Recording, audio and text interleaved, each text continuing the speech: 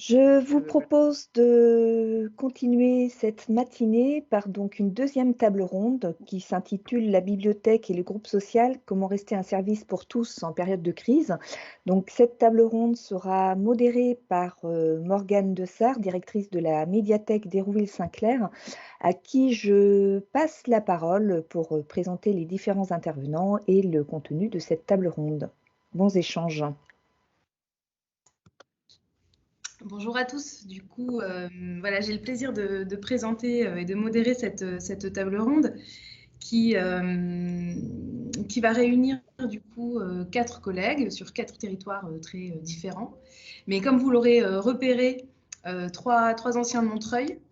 On m'a demandé de moi, préciser. Donc, toi, tu y es encore, Annabelle, voilà. Ouais. Donc, on va commencer par toi, Annabelle. Du coup, nous avons ici représenté autour de cette table ronde Annabelle Guénéguez, qui travaille du coup à la bibliothèque de Montreuil en tant que... Attends, je me suis mélangée dans mes...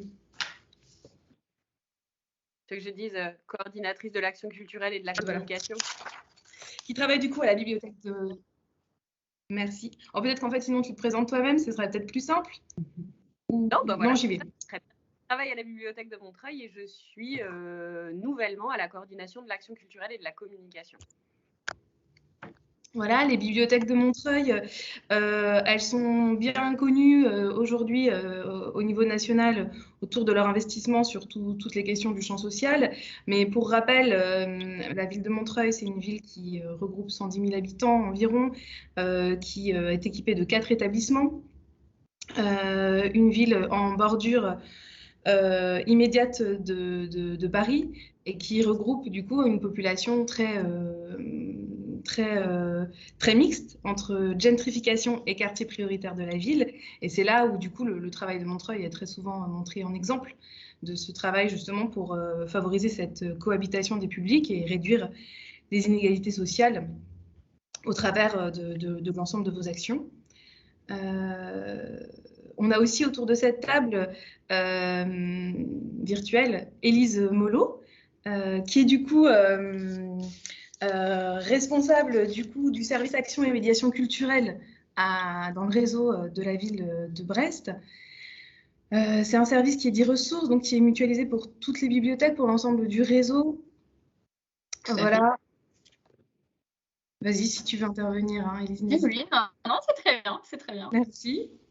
Voilà, à Brest, donc c'est 8 médiathèques, notamment 7 bibliothèques de quartier et une tête de réseau, la médiathèque François Mitterrand Les Capucins, qui a été inaugurée il n'y a pas très longtemps, avec un magnifique téléphérique au cœur de la ville. Là aussi, on est sur une ville, là on est sur une ville-centre, de 140 000 habitants dans une métropole qui en compte un peu plus de 200 000, avec une population aussi mixte socialement, avec un taux de chômage assez élevé de 16% et un taux de pauvreté qui avoisine les 17%, donc un territoire là aussi qui possède des enjeux assez forts d'un point de vue social. Vous êtes en cours de rédaction d'un projet de réseau et c'est important parce que vous avez travaillé pendant le confinement aussi à tout ça et donc on va en parler après. On a encore autour de cette table aussi des territoires qui sont plus ruraux, mais qui restent là avec Flavie Rouanet. Avec la présence de Flavie Rouanet, la directrice de la bibliothèque de Douarnenez. De Quimperlé. Pourquoi est-ce que je dis Douarnenez, Flavie? Je ne sais pas. C'est pas loin. C'est pas très loin, mais quand même. Pardon, donc la directrice de la médiathèque de Quimperlé, donc dans le Finistère Sud, à 15 km des bords de mer, juste ce qu'il faut pour nous faire rêver. La bibliothèque de Quimperlé, c'est une bibliothèque qui dessert une ville de 12 000 habitants, mais qui est intégrée à un réseau intercommunal qui s'appelle Matiline. Tout à fait. Bien prononcé, qui regroupe environ 16 communes avec 50 000 habitants sur tout le long, avec quelques communes sur le littoral. Et donc, vous travaillez dans un démarrage un petit peu de réseau avec une coordination et un développement des médiathèques sur le territoire de Quimper-les-Communautés, mais vous êtes tous autonomes dans vos pratiques. Voilà. Ce qui est intéressant, c'est que vous êtes la médiathèque centre avec 9 ETP, alors qu'on va trouver beaucoup de bénévoles aussi sur le territoire. Et il y a un vrai enjeu là aussi autour du réseau qui s'est fait sentir pendant le confinement et pendant cette période de crise dont on n'est pas sorti. Et pour continuer du coup dans des territoires cette fois plus ruraux, le territoire des Ardennes, qui est un territoire contrasté qui est représenté par Jean-Rémy François, directeur de la bibliothèque départementale des Ardennes. Voilà, sur un territoire qui est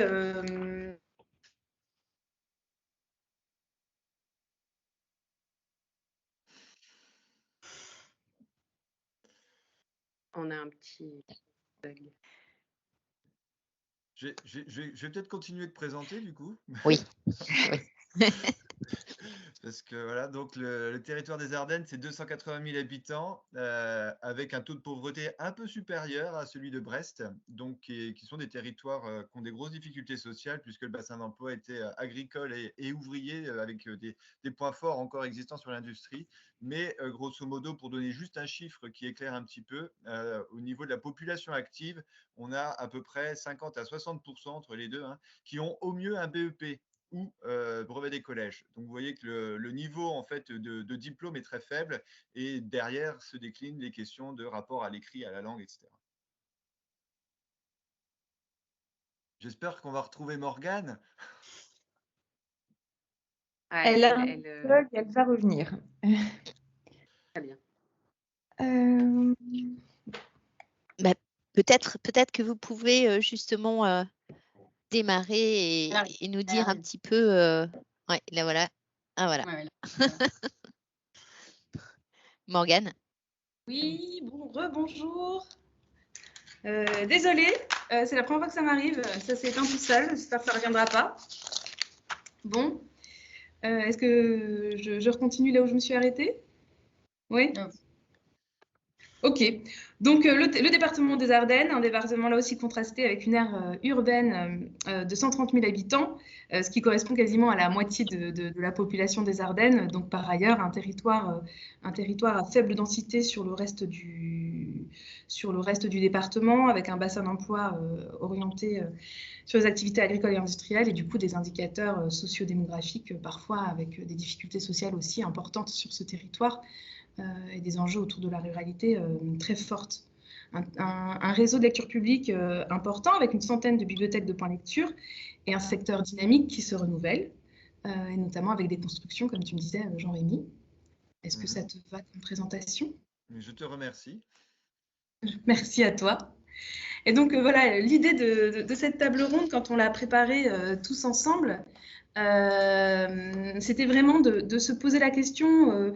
Au démarrage, voilà, la table ronde, elle a pour objectif de parler un petit peu de la manière dont on a pu maintenir notre mission sociale au sens très large du terme, d'accueil des publics et de tous les publics, de prise en compte de tous les publics dans l'ensemble de nos actions et de nos missions pendant la crise sanitaire qui ne s'est pas terminée. Et finalement, dans l'ensemble des échanges qu'on a pu avoir, on a tous souhaité aussi beaucoup parler du coup d'après, d'aujourd'hui et de demain. Comment est-ce qu'on va réussir à travailler et à continuer à travailler sur ces grandes missions. Et donc, c'est un petit peu le programme que je vous propose. On va commencer à échanger avec nos intervenants autour de ce qu'on a réussi à préserver pendant cette période de crise, de l'inventivité qu'on a pu mettre en œuvre, et finalement des résultats qu'on a pu obtenir ou pas, et de ce que ça peut représenter aussi pour une bibliothèque de maintenir des actions coûte que coûte. Quelle est l'attendue réelle derrière? Est-ce qu'on va réussir vraiment à travailler avec les publics qu'on estime prioritaires? Est-ce que finalement on travaille peut-être pas aussi un peu pour nous et pour maintenir du coup une activité, une présence et du sens dans nos actions? Et nous travaillerons ensuite plutôt à à échanger sur l'avenir et sur aujourd'hui, qu'est-ce qu'on fait pour préparer le coup d'après, la bibliothèque qui arrive. Et ça va être très en résonance avec l'ensemble des interventions qu'on a eues depuis ces 2 derniers jours. Voilà, pour commencer, en fait, pour lancer un petit peu la proposition, moi je vous proposerais de commencer avec Flavie Rouanet, qui a travaillé qui avait pour objectif très fort pendant cette crise sanitaire et à la sortie du premier confinement, de travailler à la réouverture très rapide de l'ensemble des projets. Et c'est peut-être ce qui fait en fait d'abord le sens d'un service public, c'est son ouverture, son accessibilité, coûte que coûte. Et c'est un petit peu voilà, le sens de votre action à Quimperlé. Oui, c'est vrai. Nous, déjà, on a eu la chance, il faut dire aussi que le Finistère, on a été quand même assez épargné par l'épidémie, globalement. On est beaucoup de collègues qui habitons juste à proximité du territoire. J'ai la moitié de l'équipe qui peut venir à la médiathèque à pied et une autre partie qui vient par ses moyens personnels. Donc déjà, on n'avait pas trop les mêmes soucis qu'il y a pu y avoir en région parisienne. J'ai pu, moi, juste avant le confinement, faire une réunion de crise le 17 mars au matin pour organiser le travail des équipes pendant le confinement. Notamment, on en parlait tout à l'heure, comment donner accès à ceux qui le souhaitaient aux ressources numériques de la bibliothèque départementale du Finistère, auxquelles nos abonnés ont accès. Puisqu'en fait, c'est au sein du réseau Matiline, on a accès à ces données. Donc, comment valider ça, maintenir la présence sur les réseaux sociaux, maintenir notre présence aussi à travers les journaux, parce qu'on a quand même des grands lecteurs du Ouest France et du Télégramme sur le territoire, et c'est un moyen de communication très important. Et moi, pendant les 6 semaines vraiment de confinement pur où on n'allait pas travailler sur place, j'ai maintenu aussi le contact avec mes équipes en faisant des réunions par mail une fois par semaine ou tous les 15 jours, et j'avais un de mes agents qui n'avait pas d'internet, donc je l'appelais aussi par téléphone. Donc ça m'a permis déjà de maintenir pendant toute la durée du premier confinement un contact. Et du coup, dès qu'il y a eu l'annonce, je crois que c'était le 4 mai, que les médiathèques pouvaient réouvrir à partir du 11 mai, la semaine d'après, moi j'ai eu une demande de mes élus et de ma hiérarchie de dire, bon, à partir du 12 mai, du coup, vous réouvrez. Donc là encore, et je remercie mon équipe, j'ai dit à tout le monde, comme on avait tout laissé en plan vraiment le 17 mars, j'ai demandé qui pouvait venir travailler pendant cette semaine-là en ayant des autorisations de circulation pour préparer la réouverture, parce qu'on ne peut pas quand même réouvrir un mardi 12 quand on n'a pas été là pendant 6 semaines et qu'on a tout laissé en plan. Et toute mon équipe a pu venir, sauf une agent qui gardait ses enfants.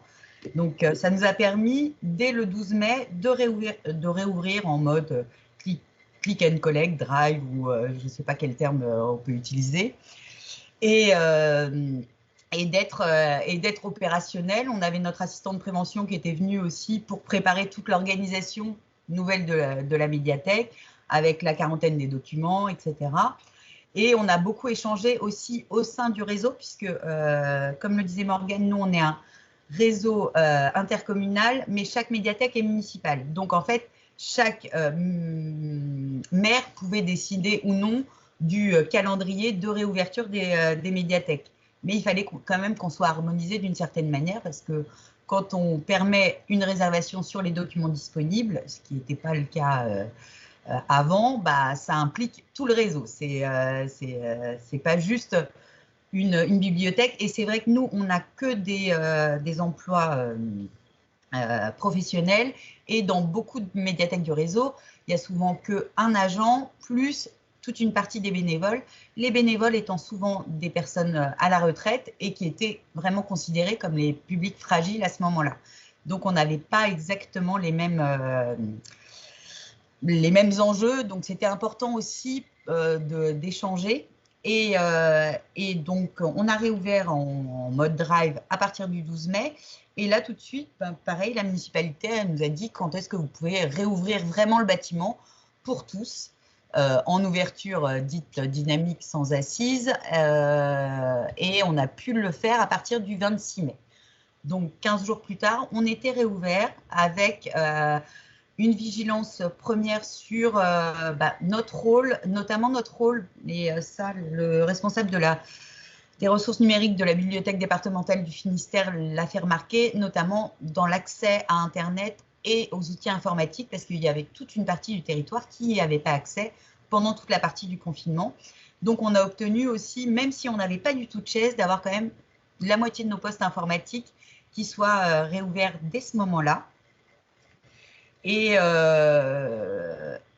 du coup, on a pu déjà proposer aussi, parce qu'on a quand même aussi toute une population plutôt de retraités, de personnes âgées qui aiment bien venir dans la bibliothèque et réserver des documents en ligne. C'est pas du tout, ils savent pas trop faire, ils n'aiment pas ça.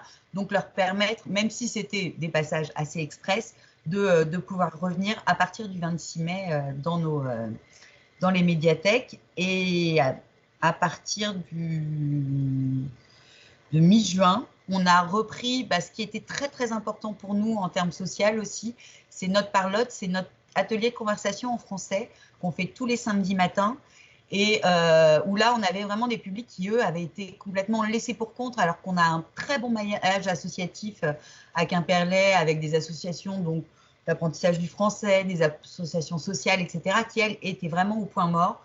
Donc ça a été vraiment notre priorité, de réouvrir ce service-là, et même de leur faire des attestations en français facile, de leur expliquer comment ça fonctionnait, parce qu'on s'est rendu compte qu'ils étaient complètement perdus.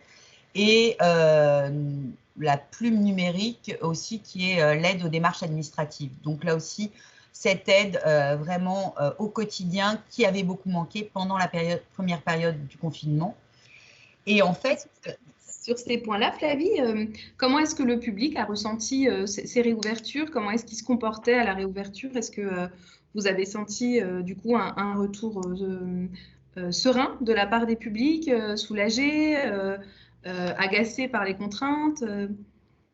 Alors, serein, bon, bien sûr, quand ils voient tous les marquages au sol, les zones de quarantaine, le manque de sièges, le manque d'assises, alors qu'on est vraiment un lieu social, et notamment pour les personnes âgées qui adoraient venir tous les matins, lire leur journal, s'asseoir et prendre leur café, là, en effet, les quotidiens, on les avait pas remis parce que on suivait aussi, moi j'ai beaucoup suivi toutes les prérogatives de Biblio-Covid. On a échangé aussi entre les différents réseaux du Finistère aussi, pour voir qu'est-ce qu'on pouvait faire, jusqu'à où.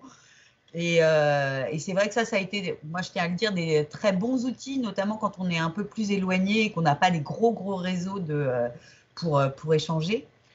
Bon retour du public. Alors toute une partie n'a pas osé revenir, et on a même encore aujourd'hui des difficultés à les faire revenir, sans parler du pass sanitaire évidemment. Et on a aussi reproposé très rapidement en juillet notre service de portage à domicile aussi. Et on a proposé de l'élargir à un public. Avant, c'était vraiment que des personnes âgées, très grands lecteurs, à des personnes qui n'osaient pas se déplacer.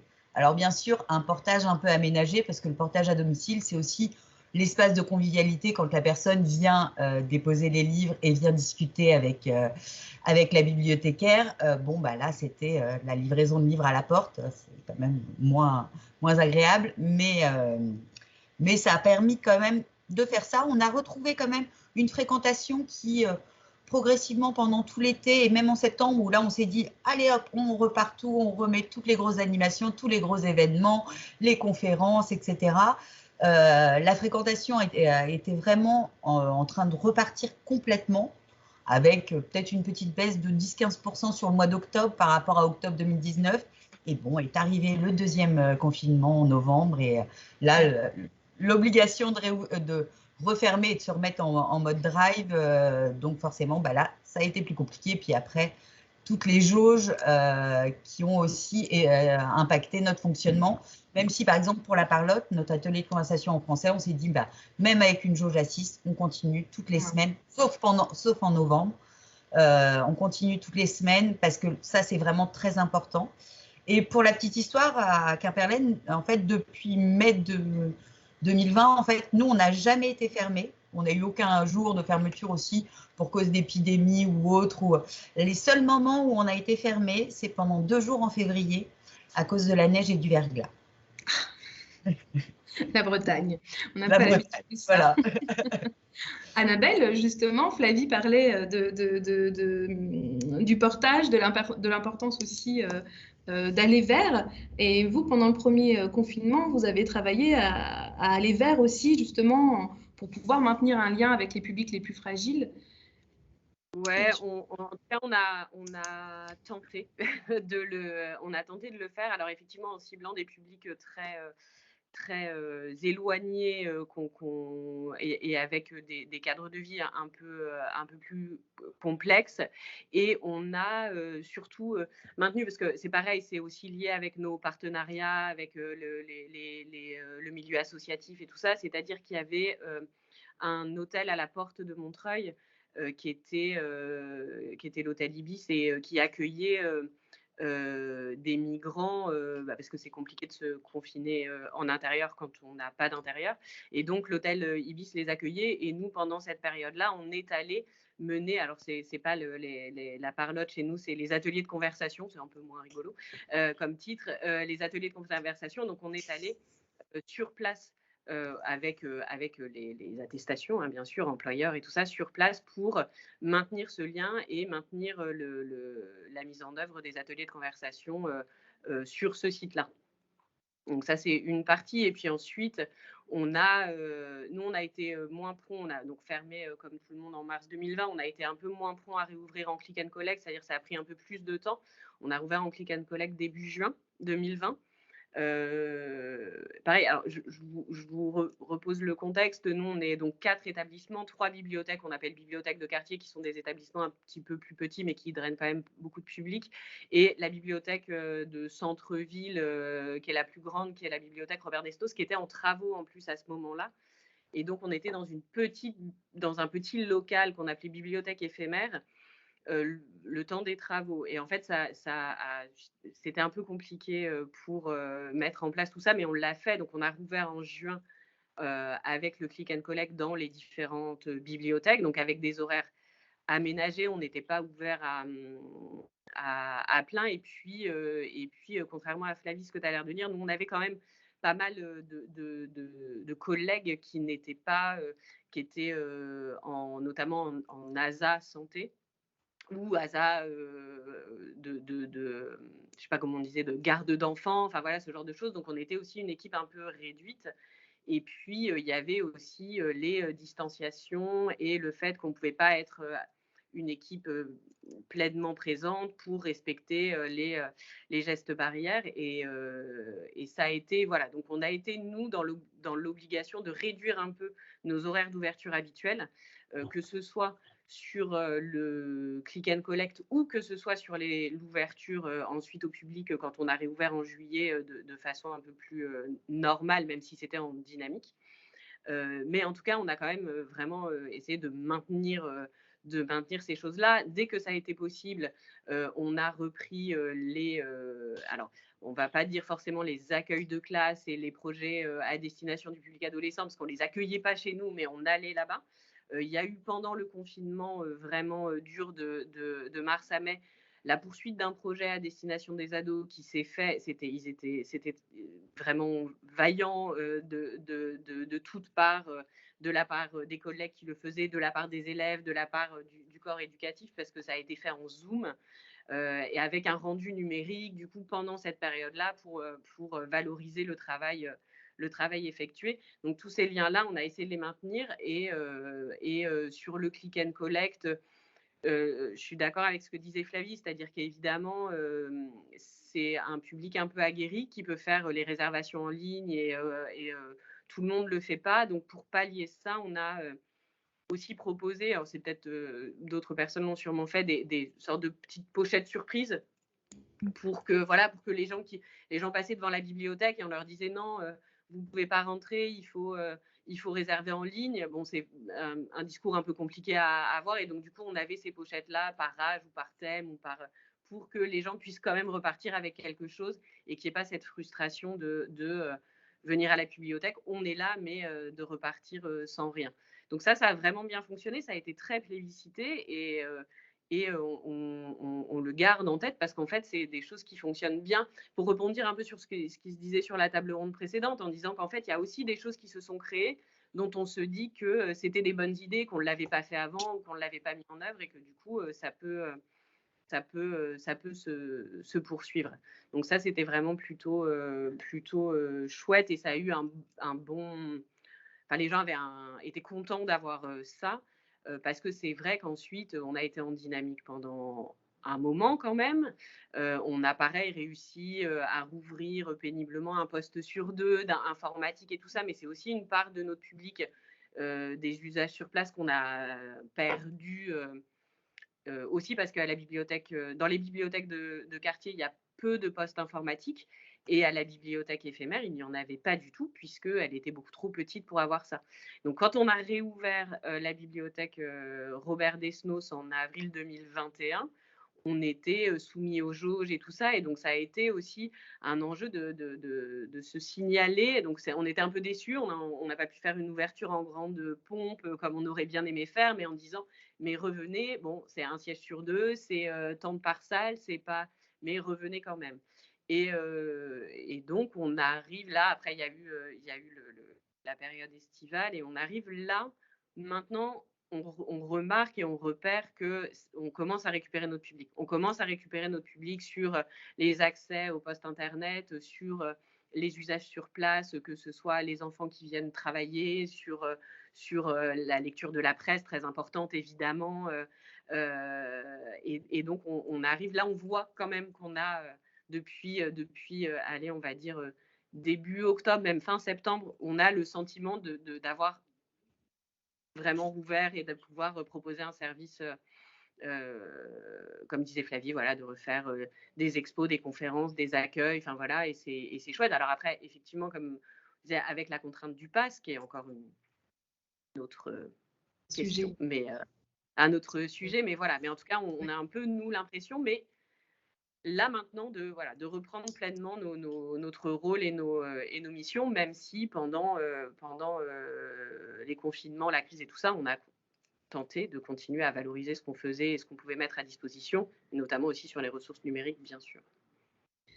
C'est intéressant du coup de dire voilà, on a fait plein de choses, on s'est adapté, et la question de cette adaptation, est-ce que cette adaptation elle nous a permis de rester un service pour tous malgré tout, et est-ce qu'on est vraiment est-ce qu'on a pu assurer au moins une partie de nos missions dedans en maintenant des actions qui restent des actions de petite ampleur, malgré par ailleurs par rapport à ce qu'on avait plutôt l'habitude de faire. Et là-dessus, je veux bien t'entendre, Jean-Rémy, sur ce sujet, parce que vous avez aussi pas mal adapté de choses dans les Ardennes. Vous avez aussi travaillé à réinventer ce que vous pouviez réinventer pour maintenir... pour sauver ce qui pouvait être sauvé, maintenir ce qui pouvait être maintenu. Maintenant, est-ce qu'on a joué, est-ce qu'on est resté un service pour tous pendant cette période de crise? Eh bien non. Voilà, je crois que tu as un avis très tranché sur le sujet et je veux bien qu'on t'entende dessus. Oui, alors après, je parle de ce point de vue-là, dans ce qu'on a vécu dans le département des Ardennes. Sur le premier confinement, le département n'était pas en première ligne comme certains autres départements du Grand Est, etc. Puis, en fait, c'est la deuxième vague qui a été extrêmement brutale, hein, avec un énorme stress de la population. Alors, mais dès la rupture du service, ou enfin le confinement total qu'on a vécu en mars, en fait, la plupart de nos services sont arrêtés, hein. Donc, grosso modo, nous, je vais simplement un peu dresser le portrait. Donc, on est une bibliothèque où il y a 18 agents. Il y a 3 pôles, un pôle dédié à la formation, action culturelle et communication, un pôle dédié à la gestion et la diffusion des collections, ce qu'on appelle la politique documentaire, et l'autre à tout ce qui est prospective, statistique et logiciel informatique. Et donc, directement, en fait, donc je ne vais pas revenir sur toutes les étapes, mais ce qui s'est passé, c'est qu'on a annulé en gros toute notre programmation culturelle. Au départ, reporté comme tout le monde, et puis ensuite annulé, ce qui était un épuisement psychologique important. Et puis, avec des liens avec des partenaires, etc., puisqu'on n'avait pas de visibilité, on a annulé également l'ensemble de notre formation. on n'avait pas les outils à l'époque pour recréer en fait ces espaces d'échange autour de la formation ou de l'action culturelle. Donc, on a sauvé les meubles. On a vraiment sauvé les meubles pour garder les petits projets qui restaient et puis faire qu'on pouvait encore un peu exister. Et je suis un peu dur, mais c'est comme ça qu'on l'a vécu. Et donc, on a pu préserver, par exemple, les rencontres d'auteurs en collège notamment, qui avaient déjà été en fait amorcées. Donc, ça s'est terminé en visio. Les professeurs, donc quand on a réouvert, hein, les professeurs étaient contents, les élèves aussi. Donc, 2-3 actions culturelles comme ça, mais c'est minime par rapport à ce qu'on fait habituellement. Un autre exemple, on travaille beaucoup avec les services de la PMI sur des objectifs de petite enfance, parentalité, etc. C'est le label première page du ministère de la Culture. Et donc là, tout simplement, les services de la PMI ont fermé également. Ils faisaient des rencontres en visio avec leur public. Et donc, nous, on a toujours des animations dans ces lieux de PMI-là autour de la lecture partagée ou autre. Et ça s'est terminé. Et donc, il y a plein de petits endroits comme ça, en fait, qui ont fermé, tout simplement. Et donc, la distanciation sociale s'est imposée. Et ce qui fait que, comme impact, au niveau du réseau de lecture publique des Ardennes, où on a à peu près 60 petites bibliothèques ou points lecture et puis 40 bibliothèques avec des services salariés et professionnalisés. Pour tout ce qui est en gestion bénévole, ça s'est grosso modo arrêté. Donc, on a une grande partie des points lecture qui ont fermé puisque les bénévoles aussi n'étaient pas forcément en mesure ou avaient aussi la capacité de pouvoir prendre des risques avec les peurs, etc. Et puis voilà, c'est comme ça. Donc, on a vraiment perdu tout un côté de l'offre de notre territoire et notamment dans les territoires les plus ruraux. Donc, le lien sur la formation, comme on n'était pas équipé et qu'en plus, on s'est dit que les gens ne le seraient pas, on n'a pas réussi. Alors, il y avait aussi les moyens humains, on n'a pas réussi, nous, à reproposer des formations en visio. Et il a fallu attendre, grosso modo, 1 an pour qu'on le fasse, à l'occasion d'un événement qui est en mars, qu'on appelle le Printemps de la petite enfance, où on a un festival avec les bibliothèques, avec de la programmation culturelle et puis une journée interprofessionnelle. Et là, on a fait une formation à la fois en visio et en présentiel. Et on s'est rendu compte, donc là, c'est le petit côté intéressant de ce que révèlent les crises. On s'est rendu compte qu'en fait, en présentiel, on avait, avec les distances qu'il fallait à l'époque, peut-être 10 personnes, parce qu'on ne pouvait pas plus à cause des jauges, mais on a eu une trentaine de personnes connectées et des personnes où on n'imaginait pas en fait qu'ils se connecteraient, quoi, que ce soit des bénévoles ou autres. Et on a vu la capacité de démultiplier les formations via le numérique. Donc ça, c'est un des enseignements principaux, c'est qu'on va repenser l'ensemble de notre offre de formation en insistant sur l'équilibre nécessaire, puisque entre la présence, les temps de rencontre et d'échange à privilégier, et on en a tous besoin aujourd'hui, hein, puisque on sent l'attente qu'il y a derrière, nous en tout cas avec l'accompagnement des bibliothécaires bénévoles ou salariés. Mais pourquoi on fait des temps de présence maintenant et pourquoi et ce qu'on fait en distanciel et ce que ça peut nous apporter aussi pour du coup encore on va dire rapprocher les gens finalement. Parce que tout simplement, quand tu es à 40 km, tu es bénévole ou salarié, il faut faire un ordre de mission, demander un défraiement, ça peut être compliqué. Et là, des petits temps de rencontre ou de formation en visio, maintenant les gens sont habitués, que ce soit WhatsApp ou d'autres outils. Et donc, ça, c'est le côté positif de ce qui s'est passé. Après, donc, il y a quand même eu grosso modo la moitié du réseau qui a complètement fermé. Comme partout en France, on a du mal à retrouver les habitudes de fréquentation pour une partie du public. Certains sont venus aussitôt parce qu'on leur a beaucoup manqué, mais pour plein d'autres, en fait, ce n'est pas repris dans les chemins des organisations de vie. Hein, ils oublient un petit peu ça.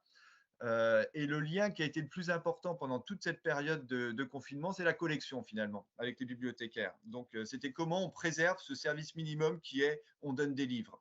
Et c'est là où en fait notre service s'est resserré sur cette question de l'offre de livres, qui est devenu le truc essentiel quand même. Hein. Les librairies ont plutôt bien vendu pendant cette période-là, et tant mieux. Donc voilà pour la collection. Grosso modo, les actions culturelles, on a sauvé quelques meubles, mais c'était très faible.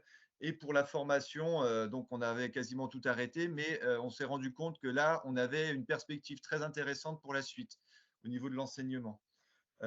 Juste un petit mot par rapport au public. En fait, donc la bibliothèque départementale des Ardennes a, on va dire, trois objectifs importants sur l'action culturelle et sur les publics. Donc, c'est tout ce qui est la prévention et la lutte contre l'illettrisme, avec l'aspect prévention, petite enfance, parentalité, et puis après avec les adultes. Et puis également l'éducation artistique et culturelle qu'on coordonne, puisque le service se nomme développement culturel et bibliothèque. Donc, on gère aussi la politique culturelle du département.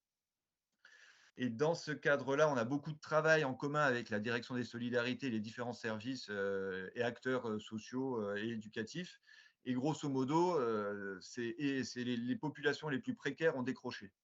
Et c'est très compliqué. Ça a été difficile pour les travailleurs sociaux de garder le contact et de permettre aux personnes aussi de ne pas plonger. Et donc, il y a quand même eu un basculement dans la précarité de personnes qui étaient déjà un peu en difficulté. Et donc, ça rajoute, mais ça a été un peu évoqué par Annabelle ou Flavie aussi, hein, c'est-à-dire que là, on a un gros travail à faire, hein, sachant qu'on ne le faisait pas forcément avant, hein, de toute façon. Hein, donc, mais il y a quand même toute une partie de la population qui va être, voilà, ça va être très difficile. Pour moi, c'est un choc, cette période-là. On l'a subi, on s'est adapté. Il y a des enseignements intéressants, mais grosso modo, si j'ai un enseignement aussi à avoir, c'est qu'on a besoin de se retrouver. Hier, pour terminer là-dessus, donc on a fait une journée départementale sur l'île d'Étretat. Il y avait 130 personnes, c'était interprofessionnel. Et on a senti l'importance à un moment de se retrouver physiquement et de construire l'avenir sur ces liens-là.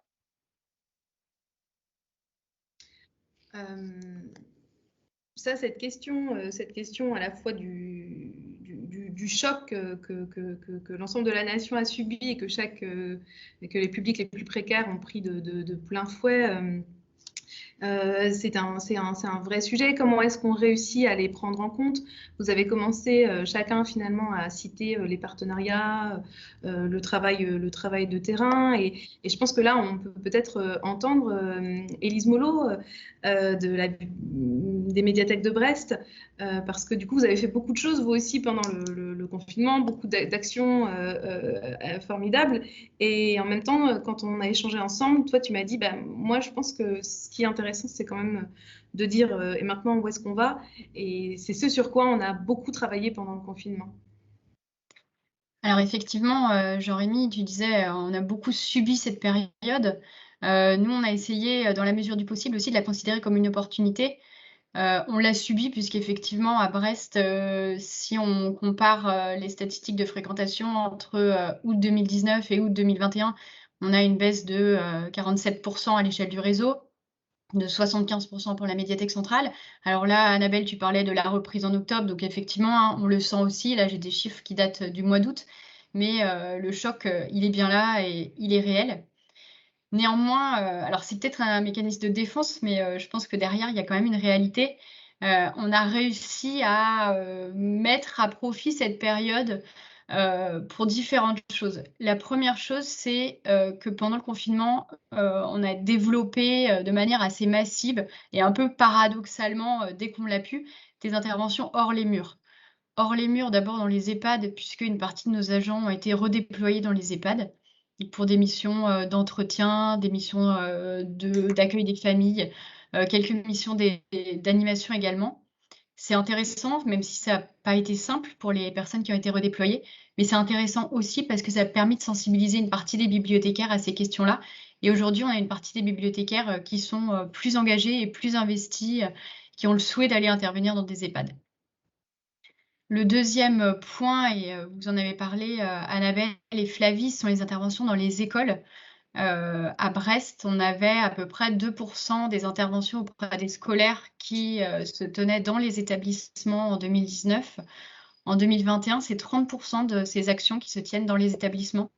Donc là, on a une progression qui est réelle et qui est, je trouve, vraiment notable et qui s'est même inscrit dans des formules en fait, qu'on propose maintenant à certaines écoles, en particulier les écoles maternelles, qui consiste à proposer les 2 premières séances dans les écoles et la 3e séance de l'année à la médiathèque. Donc ça permet de recréer un lien avec un certain nombre d'écoles maternelles qui ne fréquentaient pas la médiathèque pour différentes raisons, notamment parce que en début d'année, à l'automne, c'est pas forcément simple de faire déplacer des tout petits, que tout simplement, c'est pas forcément simple de faire déplacer des tout petits sur des longues distances. Donc là, pour moi, on a un service qui a évolué, qui s'est développé et qui s'inscrit dans la pérennité. Ça, c'est le premier point, cette présence davantage hors les murs. En ce qui concerne ensuite d'autres actions qu'on a pu initier et créer pendant la crise, je voudrais vous parler des bibliothèques de rue qu'on a mises en place à partir de l'été 2020 et que la crise nous a permis de penser. pendant la crise, on a été obligé de s'arrêter. Jean-Rémy, tu parlais des actions culturelles. Voilà, on a abandonné beaucoup d'actions culturelles. Ça a été beaucoup de fatigue morale. On les a reprogrammées. Finalement, on les a réannulées. On a essayé ensuite de les dupliquer en numérique. On s'est posé la question, est-ce que c'est pertinent ou pas? Nous, on a fait assez vite le choix d'écarter cette possibilité en se disant que se distinguer sur Internet, ça allait être assez compliqué, qu'on n'en avait pas forcément les moyens techniques, pas les compétences, et donc qu'il valait mieux faire le choix d'attendre et d'investir notre énergie et notre temps dans des actions qui rencontreraient leur public et qui verraient forcément le jour. Les bibliothèques de rue, ça fait partie de ces actions-là. Pendant les semaines de confinement dans notre service, on a passé du temps à faire des états des lieux, à recueillir des données, à construire, écrire une stratégie. On a rencontré le groupe local d'ATD Quart Monde, on a échangé sur leur expérience de bibliothèque de rue. On a également analysé assez finement les données INSEE de la ville de Brest, les taux de pénétration des médiathèques dans chaque quartier. Et on a ensuite décidé à l'échelle de l'équipe de direction de lieux d'implantation de ces bibliothèques de rue qui pourraient voir le jour dès le début de l'été 2020. On a ensuite contacté des partenaires dans chaque quartier, des structures de quartier, des maisons pour tous, pour décider du choix exact d'implantation dans chaque quartier. Et on a travaillé aussi sur les moyens matériels et logistiques en constituant des kits de bibliothèques de rue pour les médiathèques qui n'étaient pas forcément habituées à intervenir.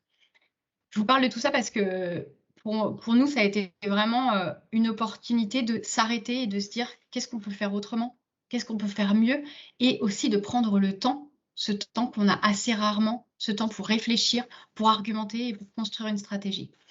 Et pour moi, c'est vraiment cette base-là qui a été suffisamment solide pour nous permettre ensuite de passer à l'action au début de l'été 2020 et de mettre en place 6 bibliothèques de rue par semaine, donc dans 6 grands quartiers de Brest, avec des bibliothécaires déployés dans l'ensemble des bibliothèques de rue, tout en maintenant les équipements ouverts, donc en se basant sur une organisation à l'échelle du réseau, pour pouvoir à la fois permettre aux collègues des médiathèques de proximité d'intervenir sur le terrain et aux équipements de rester ouverts avec des renforts d'autres collègues du réseau en cas de nécessité. Cette expérience-là, elle a été pérennisée, elle s'est également amplifiée. Donc, les bibliothèques de rue à Brest, ce n'était pas nouveau. Ça existait déjà dans 2 médiathèques du réseau. Mais là, la crise nous a vraiment permis de les intensifier et de les structurer. En 2021, on a développé 7 bibliothèques de rue. On travaille de manière plus étroite avec ATD Quart Monde. On a pu former les collègues d'un groupe de travail dédié à la question avec l'aide d'ATD Quart Monde France. En 2022, on a le projet de former l'ensemble des collègues volontaires à ces pratiques.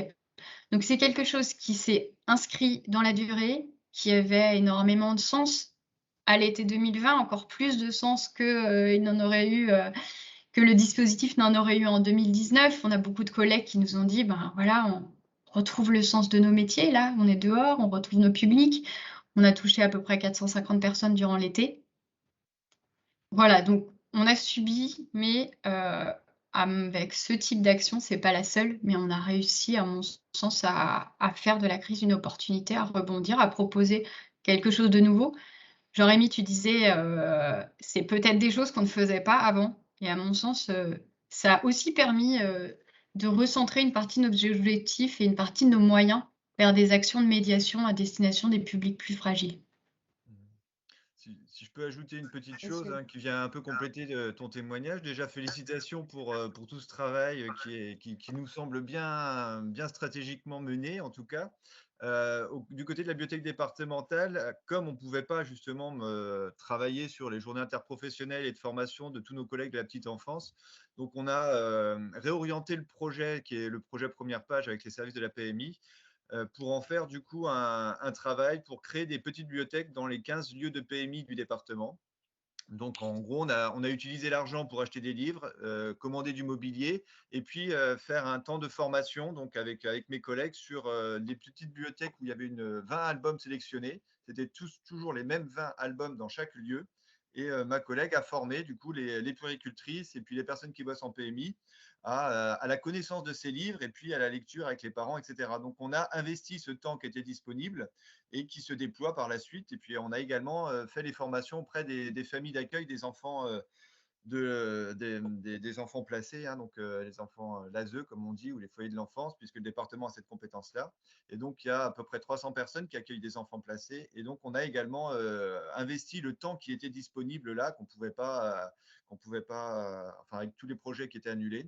Donc, on l'a investi, on l'a concentré sur ce projet autour de l'enfance en difficulté et la petite enfance, la parentalité. Et c'est vrai que du coup, on a poussé un peu plus loin la logique qu'on avait déjà avant, mais on a été un peu plus loin et ça nous a donné des pistes de travail pour la suite. Donc, ce que je trouve intéressant, c'est que c'est cette question d'aller vers aussi et de sortir. Je pense vraiment, moi, que la bibliothèque se réinvente hors les murs quand on va à la rencontre des gens, qu'on ne prend jamais assez en compte les usages des usagers et les situations des personnes. Donc, il faut savoir les écouter. Et hors les murs, on retrouve nos partenaires, les lieux de vie de nos partenaires et la façon dont ils ont de nous regarder aussi. Donc voilà, je trouve que c'est vraiment une très bonne initiative, en tout cas, sur la question notamment des droits culturels, qui est censé normalement un peu orienter notre offre de service. Hier, on a eu des interventions très intéressantes sur ces questions où Sylvie Robert insistait sur la question de la réinvention des bibliothèques, de continuer le travail sur le terrain, notamment avec les partenariats. Et Olivier Zerbib qui insistait même sur la question de l'évaluation et qui a proposé une intervention extrêmement percutante en nous expliquant que l'évaluation, c'était pas tant, comme je le disais justement au démarrage, est-ce qu'on arrive à toucher autant de monde qu'on en touchait avant, Et il disait non, c'est pas ça qui c'est important évidemment, mais c'est pas le sujet. Et ce qui compte, c'est que nos partenaires nous repèrent et aient conscience de notre valeur et soient en fait les premiers défenseurs et les premières personnes à penser à la bibliothèque, à savoir quelle est notre place, quel est notre rôle, qu'est-ce qu'on peut faire. Et j'aimerais bien vous entendre en fait sur cette question, les uns et les autres. Est-ce que enfin, ça me paraît évident, c'est une question un peu rhétorique, probablement pour pouvoir travailler sur le et après, probablement pour pouvoir continuer à travailler et à répondre à ces énormes enjeux qui sont devant nous. La base, ça va être de travailler encore plus fortement avec nos partenaires.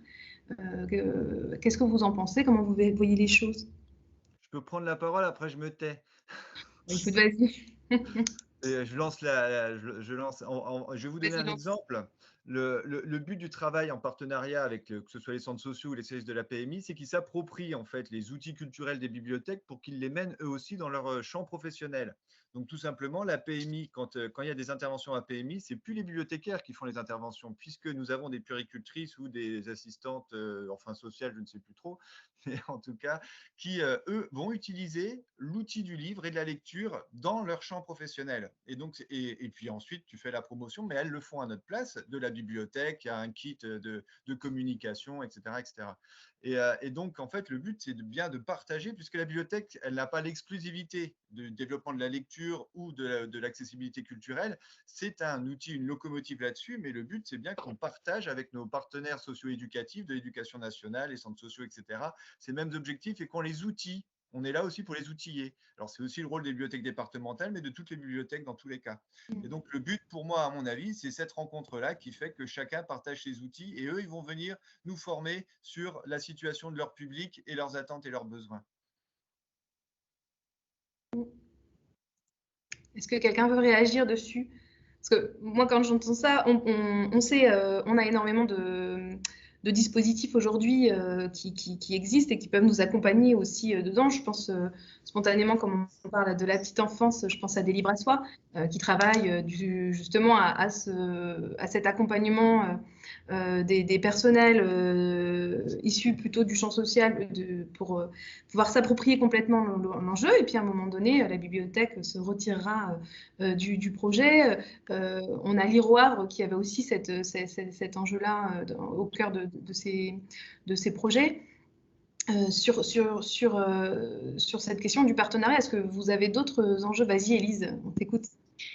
Oui, alors effectivement, le partenariat, il est fondamental pour mener des actions, mais également pour décider du contenu d'une action, de la forme d'une action et de la pérennisation ou pas d'une action. Je reviens sur la question des bibliothèques de rue. J'ai un exemple qui est assez frappant. Une des bibliothèques qu'on a menées cet été a touché, durant les 2 mois, 16 enfants en tout. 16 enfants, pour des bibliothécaires, pour les 2 mois de bibliothèque de rue, c'est décourageant. Voilà, c'est un échec.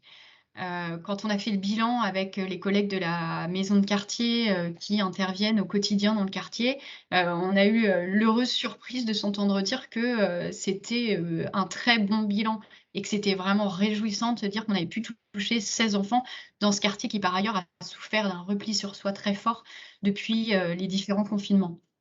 Donc là, comme tu le disais, Jean-Rémy, le regard du partenaire, il est fondamental. On parle toujours de participation, de contribution, de prise en considération des besoins des personnes et d'éviter au maximum la projection de nos propres représentations. Malgré tout, c'est quand même un travers qu'on a et c'est extrêmement difficile d'arriver à saisir effectivement les situations dans lesquelles sont les gens. Pour ça, pour moi, le partenaire, il est incontournable. Et là, dans cet exemple concret, c'est le dialogue et l'échange avec les collègues de la maison de quartier qui vont nous permettre de réorienter notre stratégie. Très clairement, cette bibliothèque de rue, si on avait fait le bilan et l'évaluation seul, on l'aurait abandonnée. Là, on réoriente nos stratégies et peut-être que demain, on va se dire, il ne faut pas intervenir uniquement l'été, mais il faut intervenir tout au long de l'année. Alors les moyens, voilà, il y a toute une réflexion à avoir sur les moyens et la disponibilité des équipes pour le faire. Mais là, c'est très clair que ça oriente directement nos stratégies et qui sont incontournables si on veut avoir une action qui a du sens. Sur la question des partenaires, c'est évident que, et pendant la période de confinement et pendant la période de crise, c'est-à-dire on a dit il fallait qu'on reste visible et actif et tout ça auprès de nos publics, mais évidemment il fallait aussi qu'on le soit et qu'on le reste auprès de nos partenaires, que ce soit l'éducation nationale, que ce soit effectivement les structures petite enfance, que ce soit les structures d'insertion. C'était très important pour nous de garder le lien. Alors, effectivement, avec parfois, concrètement, pas grand-chose qui se passe parce qu'on ne pouvait pas forcément.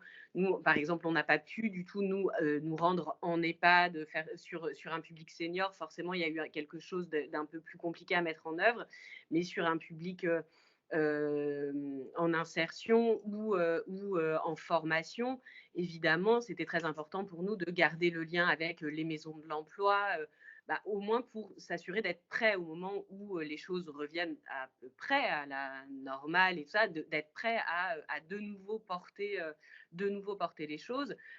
De la même manière ou différemment en fonction des besoins qui évoluent et vraiment sur l'insertion professionnelle, on s'est vraiment rendu compte, voilà, on a besoin d'être de nouveau, de revenir un peu en force et en présence et de s'associer encore davantage si c'est possible avec les partenaires du réseau. Sur la question de la petite enfance, c'est pareil, de maintenir évidemment, Jérémy a raison, évidemment que nous, ce qu'on fait, ce qu'on propose, et ça vaut pour les PMI et ça vaut pour moins la petite enfance, mais les scolaires et le périscolaire, pour les accueils de loisirs, de faire des formations aux animateurs autour du livre et de la lecture pour leur confier aussi, enfin leur confier, ça fait très, ça paraît un peu snob, mais en tout cas, qu'ils soient eux-mêmes en mesure de porter les choses. Et évidemment, on n'est pas les seuls vecteurs du livre et de l'outil livre, et donc qu'ils puissent s'emparer et savoir quel livre choisir, quel livre proposer, pour quel public et comment faire vivre ensuite ces collections-là, parce que les accueils de loisirs constituent des collections, mais il faut ensuite les faire vivre et tout ça. Et donc ça a été un travail qui a été évidemment maintenu autant que faire se peut pendant cette période de crise et qui revient évidemment en force là maintenant qu'on peut à peu près refonctionner normalement. Est-ce que toi, Flavie, sur un territoire, dans une ville plus petite, est-ce que toi, tu as des pistes aussi de travail ancien ou à l'avenir sur ces questions-là? Alors, nous, c'est vrai qu'on a le CCAS qui est juste en face aussi de la médiathèque. Donc, forcément, c'est aussi un partenariat assez privilégié. Alors, on a essayé, en même temps que les livraisons de repas, de pouvoir faire des livraisons de livres, mais on on s'est dit que c'était en fait trop compliqué parce qu'on avait à former tout le personnel qui les accompagnait, parce qu'on ne pouvait pas nous-mêmes les accompagner. Donc, on a essayé d'informer via tous ces secteurs-là. Là, avec le pass sanitaire, on renvoie toutes les personnes qui n'ont pas de pass sanitaire et pour qu'ils aient des infos, qu'ils puissent s'inscrire aussi pour s'ils souhaitent être vaccinés, etc., sur le CCAS en face. Donc ça, pour nous, déjà, c'est un partenariat qui existe naturellement et en plus qui est vraiment de proximité. Sachant que même nous, maintenant, à la médiathèque, quand la Poste a un problème, ils nous les envoient pour qu'on règle les problèmes d'envoi de colis de la Poste. C'est plus le travail des médiathécaires aujourd'hui, parce que l'antenne de la Poste n'a pas les outils, puisque tout doit être informatique, ils n'ont même pas les outils pour le faire sur place. Pour la petite enfance, on a continué, nous, on a des crèches sur le territoire. On a repris récemment les visites dans les crèches. Par contre, nous, ce qui a changé aussi en termes de partenariat, et je pense que c'est lié aussi à la spécificité de notre territoire, c'est en action culturelle. C'est-à-dire qu'avant, on faisait venir des expositions de l'autre bout de la France, de Paris. On faisait intervenir des auteurs aussi qui venaient un peu de partout. Et avec la crise, avec la difficulté de se déplacer, avec les nombreuses annulations qu'on a dû faire ou transformer en visio, mais terminer un projet ado avec une rencontre en visio avec les deux auteurs plutôt qu'en présentiel, c'est quand même vraiment pas la même chose. Et des expositions du coup aussi qu'on a dû annuler parce qu'on ne pouvait juste pas les transporter. Aujourd'hui, on a une vigilance particulière à travailler avec des acteurs du territoire. Donc au mois de mars, on a accueilli une artiste de Lorient, donc qui est à 40 km. Là, on fait un projet ado avec une écrivaine du territoire aussi. Et ça nous a, pareil pour les contes, et ça nous a permis aussi finalement de se réinterroger sur, plutôt que de faire venir quelqu'un de n'importe où en France, parce qu'arriver jusqu'au Finistère, c'est parfois loin, essayons de regarder qu'est-ce qu'on a comme ressources disponibles. Et ça, je pense que c'est un vrai changement dans nos pratiques aussi. Et en plus, ça fait quasiment qu'on a des artistes en résidence parce qu'ils peuvent se déplacer plusieurs fois pour faire des interventions. Et quand on était en jauge limitée, donc à 10 personnes maximum, une personne qui habite à proximité, elle peut venir 3-4 fois avec plusieurs groupes. Un illustrateur, il viendra pour le montage, l'inauguration et à la rigueur le finissage, point. Parce que s'il vient de Paris, il ne fait pas 10 allers-retours. Donc ça, je pense que c'est aussi un type de partenariat. Ce n'est pas forcément des partenariats sociaux, mais plus culturels et qui nous permettent d'envisager aussi différemment nos actions. Un ancrage plus fort sur le territoire. Annabelle, tu avais l'air de vouloir intervenir? Non, je me trompe? Non, tout ça est très. C'est vrai que c'est aussi intéressant de se reposer la question, parce qu'on a tous, je pense, nous, on a eu un peu le sentiment d'être la tête dans le guidon, et un peu comme disait Jean-Rémy, c'est-à-dire de se prendre quand même, de subir les choses. Mais c'est vrai qu'avec un peu de recul, c'est intéressant aussi de voir ce qui a pu émerger. Non, sur les différents partenariats, c'est que je pensais, parce que j'évoquais le public senior, dont nous, pour nous, ça a été un peu compliqué de maintenir le lien parce que, contrairement à ce qu'on fait, on ne pouvait plus se rendre dans les EHPAD, et puis que c'est un public qui vient souvent faire, il y a des usages sur place et tout ça, et donc quand on était en dynamique ou fermé, évidemment, c'était plus compliqué.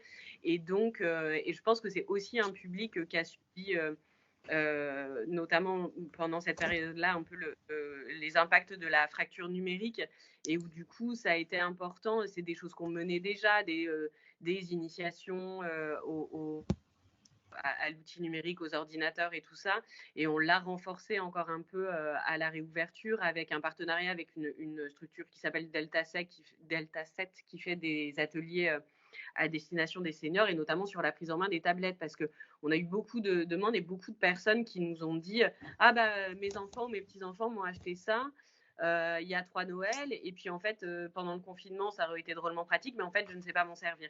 Et donc on a eu vraiment cette demande-là, et on est même un peu débordé par cette demande, parce que du coup on n'est pas en mesure de satisfaire toutes les sollicitations. Mais ça a été quelque chose qui existait déjà sous une forme et qui a un peu dérivé, Et pour le coup, avec Delta 7, on a créé ce partenariat. C'est un partenariat qui n'existait pas avant pour pouvoir répondre à ce besoin. Alors que ce soit parce que, effectivement, pour faire des visios avec les petits-enfants, c'est plus simple, ou que ce soit aussi plus largement parce que les démarches administratives se font beaucoup numériquement actuellement. Mais en tout cas, il y a vraiment une demande forte et à laquelle on répondait que partiellement et qu'on développe là à la sortie du confinement encore un peu plus. Là-dessus, je vais peut-être prendre la parole. Je crois qu'Élise aussi le souhaitait. C'est vrai que c'est un des enseignements de cette crise-là, c'est-à-dire que ça a été un tunnel d'accélération de la dématérialisation, même au sein des équipes, le développement du télétravail, et puis de la dématérialisation des services, qui est déjà, je sais qu'il y a à peu près 85% des services publics qui ont une offre en ligne dématérialisée, qui n'est pas forcément exclusivement dématérialisée, mais on est en cours de finalisation de cette offre dématérialisée. Certains ne le sont que dématérialisés, par exemple le permis de conduire. Donc, et là, on est face en fait à une situation qui est un énorme défi pour la société française, puisqu'on sait qu'à peu près 35% de la population ne se sent pas autonome au niveau du numérique. Et je crois qu'il y a un gros défi. Donc, on est sur une période qui a révélé tout ça, puisque ça a accéléré les pratiques et les usages, mais on laisse un peu sur le carreau toute une partie de la population. Et donc, les bibliothèques, elles ont un rôle à jouer en partenariat, comme tu le disais, Annabelle. Donc, il y a énormément de structures qui vont le faire, associatives aussi. Donc, c'est aussi le développement des conseillers numériques là, sur 2 ans pour mettre un peu le pied à l'étrier là-dessus. Je cite un exemple, c'est la bibliothèque départementale de l'Aisne qui va piloter 19 conseillers numériques sur son territoire, avec une coordination du coup qui est à la bibliothèque départementale de l'Aisne et pour circuler et puis accompagner, aller dans les centres sociaux, ailleurs, etc. Former aussi les bibliothécaires. Dans le département des Ardennes, c'est Emmaüs Connect qui va aussi s'implanter et on va bosser avec eux pour former nos bibliothécaires, qu'ils soient bénévoles ou salariés sur le territoire. Je crois que c'est un des grands enjeux aussi qui s'est révélé, c'est qu'on en avait conscience un petit peu avant, mais là, ça s'est vraiment accéléré et on sait que ça va continuer. Donc. C'était le sujet de la table ronde précédente, mais indéniablement, c'est un sujet majeur. C'est majeur parce que c'est la question du décrochage d'une toute une partie de la population par rapport à ça. Et quelle est la place des bibliothèques Et puis ça coûte cher en équipement et dans des zones rurales, en fait, les équipements sont pas forcément là, même si la fibre maintenant elle arrive un peu partout. Mais c'est pas évident et surtout il y a des enjeux de formation parce qu'on ne sait pas s'adresser à des publics qui sont vraiment éloignés des pratiques et des usages du numérique. C'est un peu comme s'adresser à des personnes qui sont en difficulté avec la langue. Alors je parle notamment en situation d'illettrisme, je ne parle pas du français langue étrangère ou alphabétisation. Et il y a des savoir-faire et des approches et des postures à avoir qui ne sont pas innées ou évidentes. Élise ? Oui, je voulais juste réagir moi sur le volet senior. Un peu paradoxalement, je dis paradoxalement parce que les EHPAD ont été massivement fermés et les conditions d'accès ont été très difficiles, on en a beaucoup entendu parler, mais c'est aussi un sujet sur lequel on a beaucoup travaillé ces 2 dernières années, en particulier aussi parce que c'est une population qui était déjà vulnérable et qui s'est révélée encore plus fragile et encore plus digne d'attention à l'échelle de l'ensemble de la société. Ce qu'on a fait, c'est que là encore, on a passé du temps à travailler, à écrire nos stratégies, à cartographier l'ensemble des établissements de la ville et à voir dans quelle mesure on pouvait intensifier et développer nos services. On avait déjà un service qu'on appelle prêt collectif qui consiste à prêter une sélection de documents sur place une fois par mois, qui était assuré par le service que je coordonne, donc un service transversal. Et on a travaillé en mars-avril 2020 à réfléchir à une extension de ce service et à un portage par les médiathèques de quartier. Il nous semblait très intéressant de pouvoir le faire, d'une part parce que ça permettait de démultiplier les moyens humains et donc d'offrir le service à davantage de résidences. On desservait 5 résidences en 2019, on en dessert 11 maintenant et 14 en 2022. Donc, on a vraiment réussi à augmenter notre champ d'action. Et l'autre point important, c'est que ce portage par les médiathèques de quartier permet aussi de faire des EHPAD un partenaire naturel, comme le sont les écoles. C'est pas, à mon sens, aujourd'hui un partenaire naturel au même titre que les écoles, mais il nous semble, et comme à beaucoup de bibliothécaires, assez important que ça le devienne. Donc, on a mis en place cette formule-là en accompagnant sur le plan matériel notamment. C'est pas si simple que ça, sur le plan logistique et sur le plan humain, pour que ça puisse se déployer à plus grande échelle. Donc, c'était un exemple concret supplémentaire pour montrer que voilà, on a pris conscience de la nécessité de le faire et la période de crise nous a permis de dégager du temps et de dégager des moyens pour le mettre en œuvre. Et j'espère que ces actions s'inscriront dans la durée. Quand je vous entends, on voit bien du coup l'importance de la bibliothèque comme un service pour tous, même en période de crise, malgré lors du gros choc des 2 premiers confinements, ça a été plus compliqué et pourtant on a quand même tous pu rebondir, tous pu réinventer. En tout cas, on arrive tous à au moins trouver des choses fortes, des aspects positifs dans cette crise, dans notre réinterrogation par rapport à notre place sur le territoire. Vous avez tous insisté sur la proximité, que ce soit les médiathèques de quartier à Brest qui tout d'un coup découvrent la résidence personnes âgées qui est à 500 mètres, que ce soit à Quimperlé où on travaille plus en profondeur avec les artistes bretons, que ce soit bien entendu à Montreuil qui continue ce travail et qui l'intensifie en adaptant toujours ses services. La question, moi, ce que je vous propose maintenant, c'est de peut-être d'interroger, ou bien sûr les départements qui continuent leur travail d'ingénierie au niveau de leur territoire. Moi, ce que je vous propose, c'est d'ouvrir la discussion à notre cher public, puisqu'il nous reste à peu près 10 minutes sur la table ronde. Donc, si Agnès, peut-être je te laisse animer ce passage. Ou Florence. Voilà, c'est pas Agnès, ça va être moi. Des réactions en effet de la part des participants, notamment sur la question, voilà, on avait un témoignage du travail mené avec des écoles qui notaient que cette crise sanitaire a bien sûr modifié l'accueil des classes dans les murs et on a dû réinventer de nouveaux types d'actions. Donc moi je serais intéressée peut-être que cette personne, Isabelle, puisse intervenir et nous dise en quelques lignes peut-être quel nouveau type d'action ils ont pu mener avec les écoles, avec les classes, dans le cadre de cette crise sanitaire, si elle est d'accord. Oui, en fait, alors je ne sais pas si on m'entend bien, parce que je suis désolée, j'ai des cloches à côté qui sonnent. Oui, on vous entend. En fait, dans les classes, d'habitude, on fait souvent des lectures ou des choses avec. Enfin, moi, je suis une petite bibliothèque de quartier, donc j'ai pas beaucoup d'espace et pas de moyens comme beaucoup de bibliothèques de quartier. Donc, on utilise ce qu'on a sur place. Et là, du coup, dans la classe, on est beaucoup plus éloigné des enfants. Ils sont aussi, eux, chacun assis à leur place, donc on n'a pas du tout la même interaction avec eux.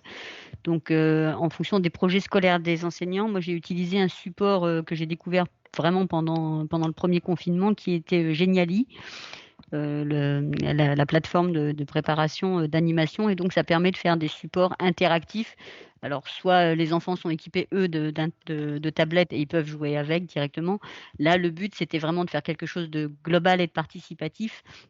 Et donc, c'est moi qui, sur leur tableau interactif, faisais avancer les diaporamas ou les animations. Mais par contre, c'est eux qui étaient actifs et qui devaient toujours réagir en fonction des thématiques.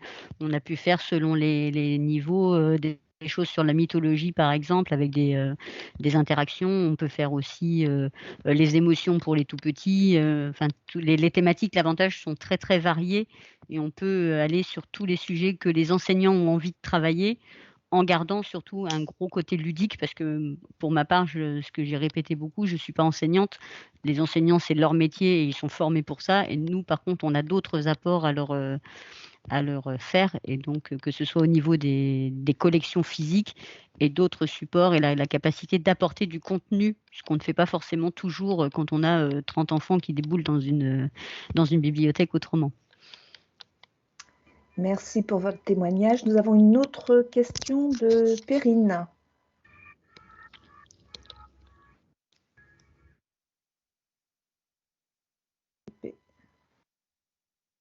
Non ? Pas de... Vous aviez levé la main, non? Il n'y avait pas de questions? Moi, j'en avais peut-être... Alors, attendez, il y a une main qui se lève. Oli, Walter. Oui, bonjour. Moi, je voulais poser la question sur, oui, les questions de handicap. En fait, ça regroupe un peu les deux tables rondes aussi. Et sur l'accessibilité des nouveaux formats numériques. Parce que du coup, on se rend quand même beaucoup compte que les sites web sont pas forcément tout le temps accessibles, que les vidéos sont pas forcément accessibles. Et du coup, je me demandais si vous aussi, vous avez posé ces questions au sein de vos équipes et si vous avez trouvé des solutions parce que c'est difficile, quoi. Je peux commencer de répondre. Merci pour cette question. De poser la question de l'accessibilité où il y a encore un énorme chemin à faire dans nos services et puis en France en général. Donc, je vais répondre juste au niveau de la bibliothèque départementale des Ardennes. C'est simple, jusqu'à présent, on n'avait pas la capacité au niveau des moyens humains et financiers de développer un accompagnement autre que simplement des formations de temps en temps auprès de nos bibliothécaires qui eux-mêmes n'avaient pas les moyens de développer des services. Donc, on était dans une sorte de cercle vicieux. Là, donc j'attendais ça avec impatience, hein, mais j'ai maintenant une chargée de mission à mi-temps sur la question de l'accessibilité culturelle et notamment les services en direction des personnes en situation de handicap. Et donc là, on va pouvoir commencer de travailler. Et alors, c'est vrai que il y a encore un gros chemin à faire, hein. L'Association des bibliothécaires de France, via la commission accessibilité, porte fortement d'ailleurs cette question. Et bon, il y a des choses qui se font, hein, tout n'est pas négatif, loin de là. Mais c'est vrai qu'il faut à un moment une mission avec un collègue qui travaille dessus pour structurer les offres et les services. Complètement. Est-ce que d'autres intervenants veulent réagir sur cette question d'accessibilité? Alors, moi, je peux faire juste une petite sur la question de l'accessibilité. Je pense que toute la période de crise nous a rendu les bibliothèques de moins en moins accessibles et de toute façon, du coup, les personnes pour qui c'était déjà plus compliqué, et notamment les personnes en situation de handicap, ont été encore plus voilà, l'ont pris de plein fouet. De fait, on a quand même peu d'exemples de travail sur Hérouville et Quand la mer. On a fait aussi voilà, vraiment des actions qui correspondent vraiment à l'ensemble de ce qui a été décrit. Et le public en situation de handicap, on a commencé à le retrouver quand il a recommencé à venir en autonomie dans la bibliothèque et en se disant mon Dieu, mais qu'allons-nous faire? On n'a pas pu travailler, on n'a pas pu explorer cette piste-là qui devrait pourtant être prioritaire. Mais je rejoins Jean-Rémy, les moyens, on les a pas, on les a peu, et ça fait aussi partie des grands axes de travail dans les années à venir. Alors, on va prendre... Il y a Perrine qui est revenue, peut-être que tu... Oui, voilà, je vais dire, on va prendre une dernière question de Perrine qui est revenue. Oui, bonjour. Désolée, j'ai des tas de problèmes de connexion. Alors, j'ai peut-être raté en plus plein de petits bouts, mais sur la question des moyens, effectivement, sur tout ce que j'ai entendu là depuis tout à l'heure, j'ai l'impression que c'est que du plus que vous faites dans vos structures, avec des choses hyper intéressantes. On a identifié des nouveaux besoins et du coup, on propose de nouvelles choses. Nous, on a plutôt eu le constat qu'en fait, oui, alors on a très, très bien identifié tous les besoins, mais on n'a pas les moyens du tout de le faire. Est-ce que vous êtes dans la logique d'arrêter de faire des choses peut-être que vous faisiez avant pour en faire des nouvelles, ou est-ce que vous avez trouvé un moyen magique d'avoir du personnel en plus, ou est-ce que le confinement a rendu vos agents 3 fois plus efficaces? Je ne sais pas. Tu as oublié une option. Est-ce qu'on épuise les collègues? Oui, voilà. Moi, j'en suis là, en fait. J'épuise mes équipes, mais je me demandais si vous aviez des astuces meilleures que ça. Alors, je peux commencer à répondre. C'est une excellente question, effectivement. En ce qui concerne ces deux actions que j'ai évoquées à Brest, ils remplacent effectivement l'été. On avait une stratégie qui était plutôt basée sur l'événementiel avec on avait un outil de médiation et de communication qui s'appelle la Bibliambule, qui était un outil assez complexe à sortir, assez complexe à manipuler. Donc on a remplacé voilà, ces sorties régulières plus légères On a remplacé ces sorties par des sorties régulières plus légères. Donc là, effectivement, ça remplace. On a aussi développé ces dispositifs à un moment où tout le gros événementiel de la ville de Brest s'était arrêté. On était présent sur un certain nombre de manifestations, ça s'est arrêté à ce moment-là. Donc, qu'est-ce qu'il en sera quand ça repartira? Là, aujourd'hui, on n'est pas en mesure de le dire. En tout cas, ce qu'on est en mesure de dire, c'est qu'on a ces actions qui fonctionnent bien aujourd'hui, qu'on a envie d'inscrire dans la durée. On verra si après, il faut se réorganiser pour répondre à d'autres besoins. Donc pour l'instant, c'est difficile de le dire parce que l'événementiel que c'est venu remplacer n'a pas complètement repris. Mais voilà, notre stratégie, ça a été de le développer à ce moment-là parce qu'il y avait un besoin prégnant en 2020. Nous, du côté de Montreuil, c'est pas des choses en plus non plus. En fait, c'est-à-dire c'est soit une reprise de choses qui étaient existantes et qu'on décide d'adapter différemment ou de changer. Après, on peut avoir des envies de faire des choses en plus et pour répondre encore davantage aux besoins de la population qu'on n'est pas forcément en mesure de mettre dès maintenant. On attend effectivement, Jean-Rémy en parlait tout à l'heure, les conseillers numériques en fait, qui vont aussi sur la fracture numérique venir booster. Et là, on pourra faire des propositions en plus et des choses en plus. Mais non, on n'a pas de moyens humains, en tout cas supplémentaires, pour œuvrer. Donc, soit il y a des choses très, très contextuelles et dans la courte durée, quand je disais que les collègues étaient allés faire les ateliers de conversation à l'hôtel Ibis, bon, bah voilà, c'était sur un temps de confinement dur, c'était à la place de tout le reste, en fait, parce que tout s'était arrêté. Mais ensuite, les choses voilà, reprennent un peu à la normale. Nous, sur les scolaires, par exemple, à Montreuil, c'est plutôt les scolaires qui viennent à la bibliothèque plutôt que nous qui allons dans les établissements. Ça peut arriver aussi, évidemment, mais c'est plutôt ça l'enjeu. Et quand nous, on y est allé parce que c'était difficile de les accueillir, c'était à la place d'eux. Et maintenant qu'on peut reprendre le chemin, enfin, qu'ils peuvent reprendre le chemin de la bibliothèque, c'est eux qui viennent. Donc non, c'est pas des actions supplémentaires, même si parfois on aimerait bien que ça devienne, mais c'est pas pour le moment des actions supplémentaires et les collègues tiennent ça à bout de bras. Flavie, tu veux dire quelque chose? Alors, moi, c'est vrai que je partage nous, on n'a pas fait... on avait beaucoup moins de choses, beaucoup moins d'événementiel aussi, ce qui permettait de développer pas mal d'actions. Mais je dirais qu'aujourd'hui, où l'événementiel peut enfin reprendre, et on croise les doigts, on a aussi une très forte envie de retrouver notre public, comme le public a envie de nous retrouver. Donc, je pense qu'on est aussi boosté par ça. En tout cas, moi, c'est ce que je sens aussi au niveau de l'équipe.